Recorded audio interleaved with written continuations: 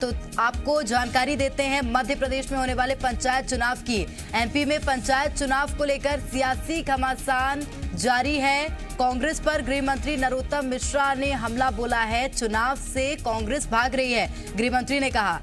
उन्होंने कहा कि हार से डर से चुनाव टालने की कोशिश कर रहे हैं। तो मध्य प्रदेश के गृह मंत्री डॉक्टर नरोत्तम मिश्रा ने कांग्रेस पर हमला बोला है कि चुनाव से कांग्रेस भाग रही है, हार के डर से चुनाव टालने की कोशिश कर रहे हैं। तो सियासी घमासान मध्य प्रदेश में पंचायत चुनाव को लेकर लगातार जारी है। गृह मंत्री डॉक्टर नरोत्तम मिश्रा ने कांग्रेस पर निशाना साधा कि कांग्रेस चुनाव से भाग रही है, हार के डर से चुनाव टालने की कोशिश कर रहे हैं।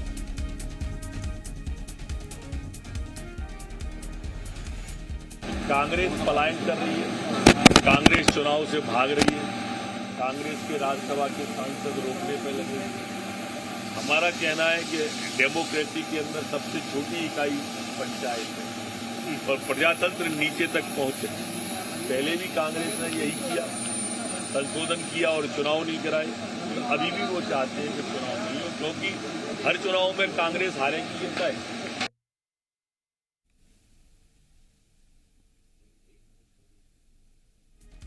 और वहीं कोर्ट में सुनवाई से पहले आरक्षण पर आरोप प्रत्यारोप जारी है। कांग्रेस नेता सैयद जाफर ने प्रदेश सरकार पर हिटलरशाही के आरोप लगाए हैं। जाफर ने कहा कि प्रदेश के लाखों जनप्रतिनिधि पंचायत चुनाव में आरक्षण का इंतजार कर रहे थे, पर सरकार ने उनकी परवाह किए बिना 7 साल पहले की आरक्षण व्यवस्था लागू कर दी है। जाफर ने कहा कि कोर्ट इस मामले में जरूर न्याय करेगी। कि भाजपा सरकार ने 7 साल पुराने आरक्षण को इस बार लागू कर उन जनप्रतिनिधियों के अधिकारों को छीना है जो 7 साल से लगातार पंचायत चुनाव का इंतजार कर रहे थे। हमें उच्च न्यायालय पर पूर्ण विश्वास है कि आज हमें भारतीय जनता पार्टी को मुंहतोड़ जवाब देने का मौका मिलेगा और भारतीय जनता पार्टी की हिटलरशाही की जो निर्णय आरक्षण को लेकर हुआ है, उच्च न्यायालय हमें न्याय देगा। और चलिए अधिक जानकारी लेंगे। हमारे साथ जी मीडिया संवाददाता वासु चौरे इस वक्त लाइव जुड़ गए हैं। वासु, आपसे जानना चाहेंगे क्योंकि देखिए पंचायत चुनाव होने हैं, लेकिन उससे पहले कांग्रेस ने भी कई तरह के आरोप बीजेपी पर लगाए हैं और अब बीजेपी ने भी उस पर हमला बोलना शुरू कर दिया है। तो कुल मिलाकर सियासी घमासान तेज है। बिल्कुल प्रेरणा, देखिए जैसे ही मध्य प्रदेश में पंचायत चुनावों की घोषणा हुई है, मध्य प्रदेश का सियासी पारा जो है वो एक बार फिर से गर्मा गया है। बीजेपी और कांग्रेस के बीच खींचतान देखने को मिल रही है। हालांकि ये जो पूरे चुनाव होते हैं ये सिंबॉलिक नहीं होते, बीजेपी और कांग्रेस के सिंबल्स नहीं दिए जाते, लेकिन इन चुनावों में जो कैंडिडेट्स मैदान में उतरते हैं वो बीजेपी और कांग्रेस समर्थित जरूर रहते हैं और दोनों ही दल जोर आजमाइश करते हैं। और इस चुनाव को विशेष तौर पर इसलिए भी लिया जाता है क्योंकि गाँव में जिसकी सरकार बनती है, निश्चित तौर पर चाहे विधानसभा के चुनाव हो या फिर निकायों के चुनाव हो या आम चुनाव हो जो लोकसभा के चुनाव होते हैं, वहां पे पार्टियों को गांव स्तर पर, और जैसा कि कहा जाता है कि बड़ी आबादी हमारे प्रदेश में गांवों में बसती है, तो वहां से लीड मिलती है और मजबूती जरूर मिलती है। इसलिए ये पूरी जो खींचतान का दौर है वो जारी है। आज गृह मंत्री नरोत्तम मिश्रा इंदौर पहुंचे थे, जहां पर उन्होंने कहा कि कांग्रेस अलग अलग बहाने बनाकर ये कोशिश कर रही है, ये प्रयास कर रही है कि किसी भी तरह से चुनाव को टाल दिया जाए, क्योंकि कांग्रेस को ये भली भांति पता है कि जिस तरीके से पुराना ट्रैक रिकॉर्ड रहा है भाजपा का, अगर चाहे उपचुनाव देखें या फिर विधानसभाओं के चुनाव देखें, जिस तरीके से जीत दर्ज की है, उसी तरीके से आने वाले पंचायत चुनाव में भी जो कांग्रेस का प्रदर्शन है वो उसी तरीके का रहेगा और बीजेपी एक बार फिर बड़ी जीत दर्ज करने की ओर आगे बढ़ेगी। तो साफ तौर पर यही कहना है कि कांग्रेस चुनावों से बचती हुई नजर आ रही है। तो वहीं कांग्रेस का भी भाजपा पर यही आरोप है कि सरकार और सत्ता का बीजेपी इस्तेमाल करती है और अपनी तरीकों से चुनाव कराती है, चाहे आरक्षण प्रणाली की बात हो या फिर जो चुनावों को लेकर जो अन्य जो गाइडलाइंस बनाई गई है। लेकिन देखने वाली बात यह होगी कि अभी जो पंचायत के चुनाव होने हैं उनमें किस पार्टी के दावे ज्यादा मजबूत जमीन पे खड़े उतरते हैं और जनता किस पर अपनी मोहर लगाती है। परिणाम निश्चित रूप से वासु, अभी फिलहाल कोर्ट में मामला लंबित ही है, लेकिन उस बीच में जब से तारीखों का ऐलान हुआ है उसके बाद कांग्रेस और मुखर हो गई है।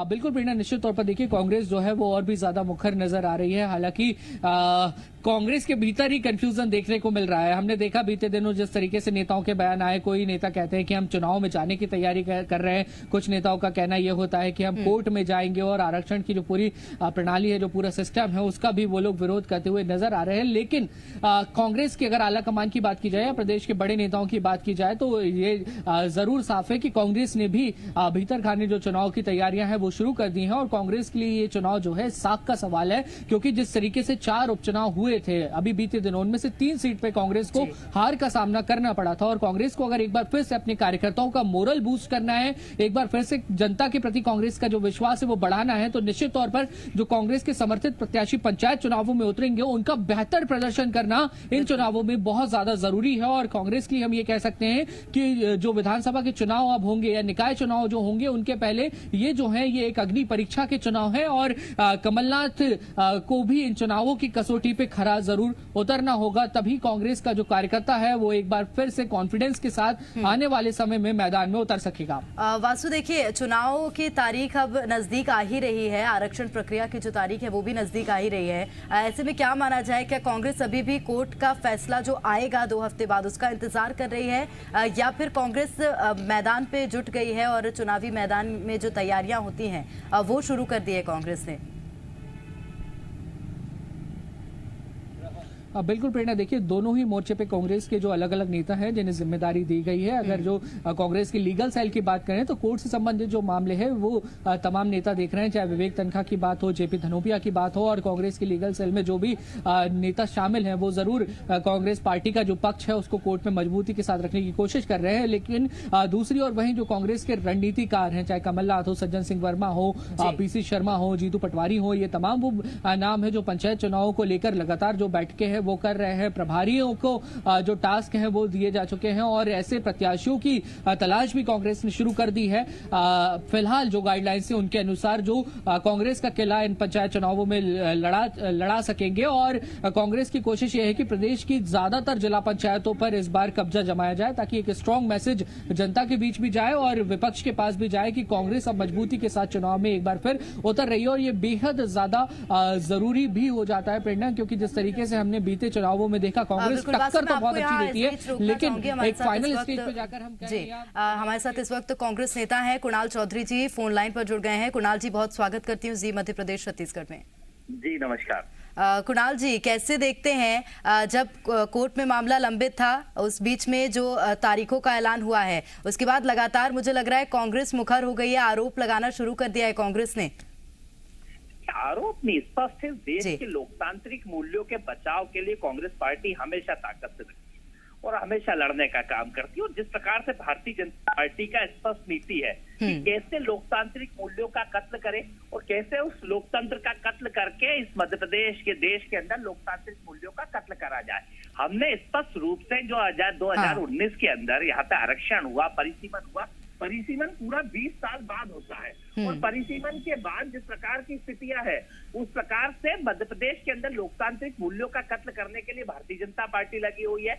आज जो लोकतांत्रिक तरीके से चुनाव होना था, आज जिस प्रकार से आरक्षण प्रणाली से रोटेशन की प्रणाली से जो चुनाव होना था उस रोटेशन प्रणाली को बंद करने का काम कर रहे हैं और भारतीय जनता पार्टी चुनाव से भागना चाह रही है, क्योंकि इसमें सिर्फ कांग्रेस के लोग नहीं लेकिन ये आरोप तो बीजेपी भी लगा रही है कि कांग्रेस चुनाव से बचना चाह रही है, भागना चाह रही है, इसीलिए इस तरह से रोकने का प्रयास कर रही है, व्यवधान डाल रही है।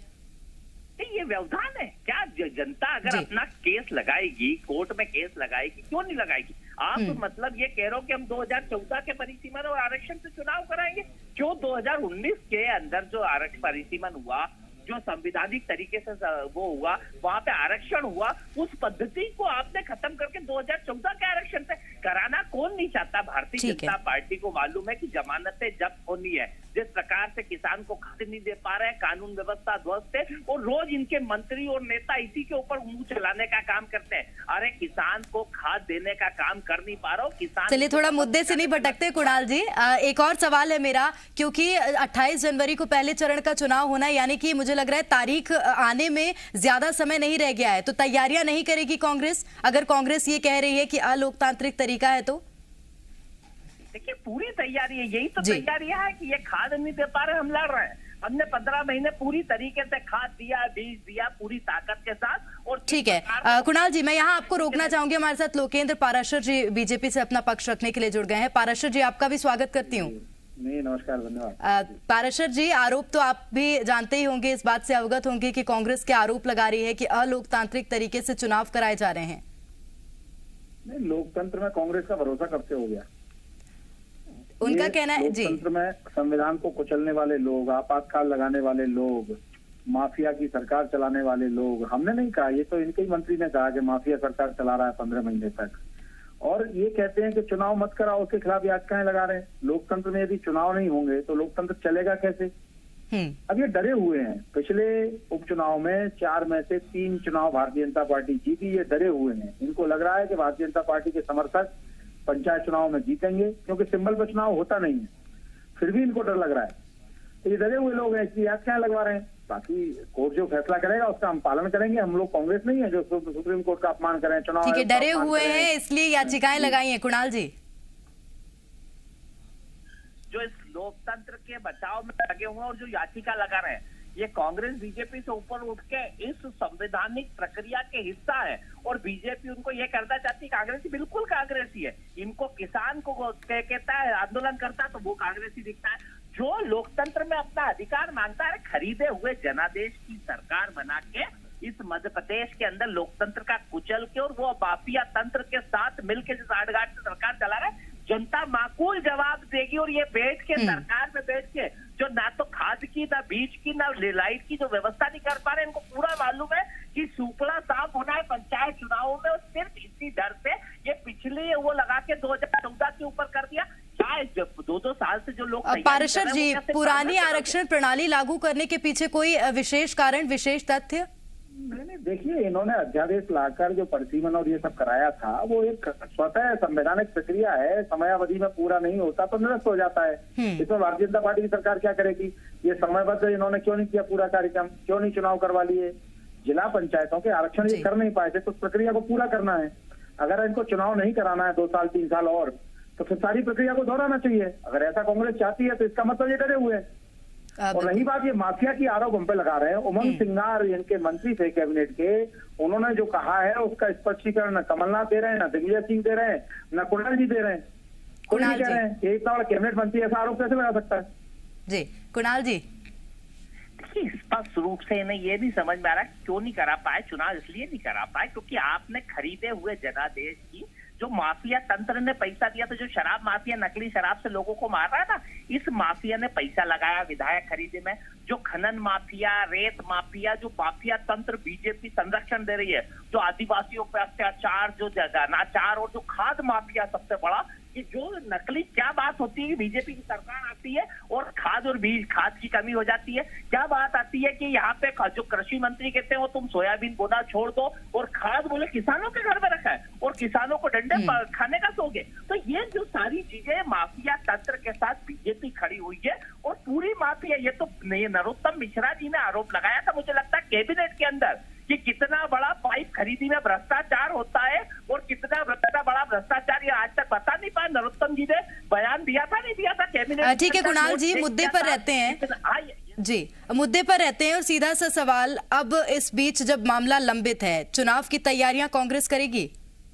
देखिए, चुनाव लोकतांत्रिक मूल्यों पर, कई सिंबल पे चुनाव नहीं होता। यहाँ के जनता का जो ये है, इसे महात्मा गांधी के विचार, इस पंचायती राज के विचार से राजीव गांधी जी ने करा। और ये रोटेशन पद्धति से होता है, हर 5 साल में रोटेशन पद्धति से होता है आरक्षण, और 20 साल के अंदर इसका परिसीमन होता है। 20 साल बाद परिसीमन हुआ क्योंकि ये लोकतंत्र संवैधानिक तंत्र के तहत हुआ। उस परिसीमन को खत्म करने की ये कोशिश कर रहे हैं। और जो लोग तैयारी 2-2 साल से कर रहे हैं, उनके लोकतंत्र के लिए रक्षा करने के लिए और अपने गांव की व्यवस्था करने के लिए उसको कत्ल करने का काम कर रहे हैं। इनको ये नहीं मालूम है कि क्या 2 साल है, क्या सिर्फ कांग्रेस के लोग तैयारी कर रहे थे कि बीजेपी भी कर रहे थे? ये ध्यान रखना, वो उन लोगों का भी अपमान कर रहे हो जो सारे लोग लोकतंत्र के लिए खड़े हुए, जो निचले स्तर के ऊपर अपने आरोपों की लड़ी लगा दी है पाराशर जी, कुणाल जी ने मिलके बड़े लोग से सरकार चलाए, और वो जो छोटा कार्यकर्ता उसको दुखी करने का इसका काम रहता है। जो अपने संवैधानिक उसके साथ लोकतांत्रिक मूल्यों में जुड़ा रहना चाहता है,